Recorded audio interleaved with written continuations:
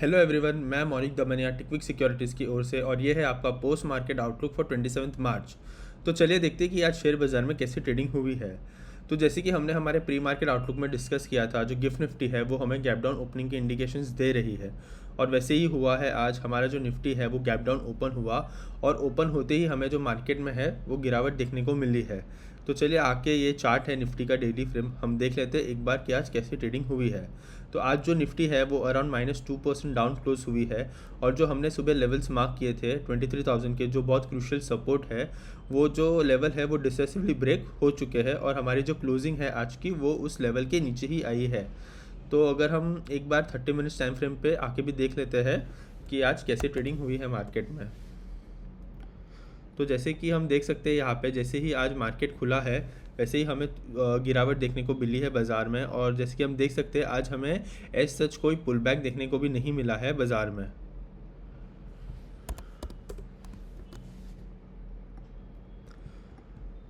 और जैसे कि हम यहाँ पे और एक चीज़ देख सकते हैं कि जो 100 और 200 EMA है, जो हम यूज़ करते हैं हमारे चार्ट पे ट्रेंड रिकॉग्नाइज करने के लिए, तो अगर हम यहाँ पे देख सकते हैं कि यहाँ पे एक क्रॉसओवर हो चुका है। तो ये जो क्रॉसओवर है वो हमारे लिए अच्छी न्यूज़ नहीं है। ये क्रॉसओवर हमें ये बताता है कि जो अब निफ्टी का ट्रेंड है वो चेंज हो चुका है और वो बुलिश से बेरिश हो चुका है। तो ये हमारे लिए एक अच्छी न्यूज़ नहीं है। अगर हम दूसरी न्यूज़ की बात करें तो जो एक्साइज ड्यूटी है पेट्रोल और डीजल पे वो गवर्नमेंट ने कम कर दिया है। तो एक्साइज ड्यूटी जो पहले पेट्रोल पे था वो 13 रुपीज़ पर लीटर था, अब उसको 3 रुपीज़ कर दिया गया है। और डीजल पे 10 रुपीज़ था तो उसको ज़ीरो कर दिया है। बट ये जो बेनिफिट्स है वो सिर्फ OMC को ही मिलेंगे। ऑयल मार्केटिंग कंपनीज़ को ये जो बेनिफिट्स है वो हम रिटेलर्स तक नहीं पहुंचने वाले हैं। तो ये एक न्यूज़ थी जो during the market hours I थी। अगर हम दूसरी बात करें कि आज निफ्टी में इतनी गिरावट क्यों हुई है, बाज़ार में इतनी गिरावट क्यों हुई है, तो उसके दो मेन कारण थे। एक तो क्रूड ऑयल प्राइसेस जो शॉर्ट अप हो गए अबाव $100 अगेन। और अगर दूसरी जो न्यू बात है वो है USD INR, क्योंकि जो रुपी है उसने फिर से नया लो लगाया है USD के सामने। तो दोनों के चार्ट हम आगे जाके देखते हैं। तो इन्हीं कारणों की वजह से जो आज हमारा मार्केट था उसमें हमें आज इतनी गिरावट देखने को मिली है। तो एक बार जो है हम बैंक निफ्टी का भी चार्ट देख लेते हैं कि बैंक निफ्टी ने कैसा परफॉर्म किया है आज। तो अगर बैंक निफ्टी की बात करें तो बैंक निफ्टी भी आप देख सकते हो अराउंड 2.5% गिरा है आज। तो उसके भी जो लेवल्स हमने मार्क किए थे, जो 53,600 था ऊपर की तरफ से, और नीचे की तरफ हमने जैसे ही देखा था कि जो गैप था अराउंड 51,900 का, राइट। तो उसके बीच में ही जो है आज वो बैंक निफ्टी की क्लोजिंग हमें देखने को मिली है।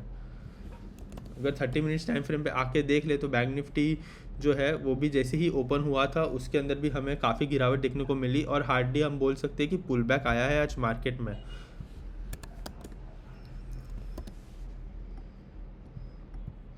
तो ये था हमारा निफ्टी बैंक निफ्टी। अब एक बार हम क्रूड देख लेते हैं। ब्रेंट क्रूड जब हमने सुबह देखा था तो अराउंड $100 था, अभी $104 है। तो ये अच्छी न्यूज़ नहीं है हमारे मार्केट के लिए।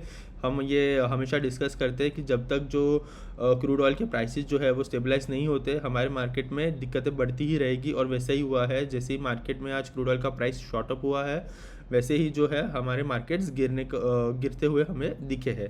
एक बार हम USD INR भी देख लेते हैं। अगर USD INR की बात करें तो सुबह जब हम देख रहे थे तब बिलो 94 था और नियर 94 था, बिलो 94 तो नहीं कह सकते, नियर 94 था। और अभी जैसे कि हम देख सकते हैं ये अराउंड 94.84 चला गया है, उसने हाई लगाई है 94.84 की। तो ये हमारे मार्केट के लिए अच्छी न्यूज़ नहीं है। तो ये जो न्यूज़ थी हमारे मार्केट में, इसकी वजह से जो आज है हमें मार्केट में गिरावट देखने को मिली है। तो हमारे मार्केट को स्टेबलाइज होना है तो क्रूड ऑयल को भी स्टेबलाइज होना पड़ेगा और USD INR को भी स्टेबलाइज होना पड़ेगा। ये दोनों चीज़ों के बिना हमारे मार्केट में स्टेबलाइजेशन नहीं आएंगे जल्दी। अगर अभी हम सेक्टर्स की बात करें कि कौन से जो सेक्टर्स थे जिन्होंने अच्छा परफॉर्म किया है आज, तो आज कोई भी ऐसे सेक्टर्स थे नहीं जो पॉजिटिव में क्लोज हुए हैं। तो आज की जो ये हमें जो फॉल देखने को मिला है वो ब्रॉडर बेस फॉल था, जिसके अंदर Nifty, bank Nifty, small cap, mid cap और सारे ही सेक्टर्स जो है वो गिरे हैं आज। तो ऐसा कोई भी सेक्टर है नहीं जो ग्रीन में एंड हुआ होगा या फ्लैट एंड हुआ होगा। तो आज एज सच कोई सेक्टर के बारे में हम बात नहीं करेंगे क्योंकि ओवरऑल मार्केट ही ब्रॉडर बेसिस पे गिरा है। और अगर हम एक बार FIDI का डेटा देख लेते हैं कि डेटा आया है कि नहीं आया है।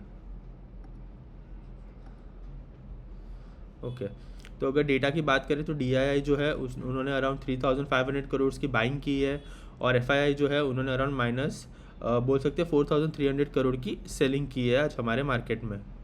तो जो सेलिंग है वो तो चली रही है अच्छी खासी, उसमें कोई डाउट है ही नहीं।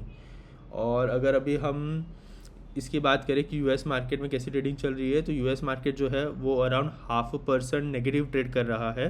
तो हाई चांसेस है कि आज US मार्केट जो है वो गैप डाउन ओपन होगा, बट गैप डाउन ओपन होने के बाद वो कितना सस्टेन करता है या उसके अंदर हमें पुल बैक देखने को मिलता है कि नहीं, वो आज के ट्रेडिंग सेशन में हम देखेंगे। तो अगर आज का मार्केट हम समराइज़ करें तो सुबह भी हमने देखा ही था कि ग्लोबल टोन जो था वो बेरिश था, और एक्सपेक्टेड था कि आज इंडियन मार्केट्स भी जो है वो बेरिश ही रहेंगे। बट बेरिश के साथ हमें इतना आइडिया नहीं था कि इतनी गिरावट हमें आज के मार्केट में देखने को मिलेगी, क्योंकि जब हमारा मार्केट में ट्रेडिंग शुरू हुई वैसे ही क्रूड ऑयल के प्राइसेस भी शॉर्ट अप हो गए, और जो INR था उसने भी ऑल टाइम लो फिर से लगाया अगेंस्ट USD। तो ये दो रीज़न की वजह से हमारे मार्केट में हमें और ज़्यादा गिरावट देखने को मिली है। तो चलिए आज का जो सेशन है हम इधर ही क्लोज़ करते हैं, और फिर से मिलेंगे प्री मार्केट आउटलुक के साथ मंडे को। Thank you for watching.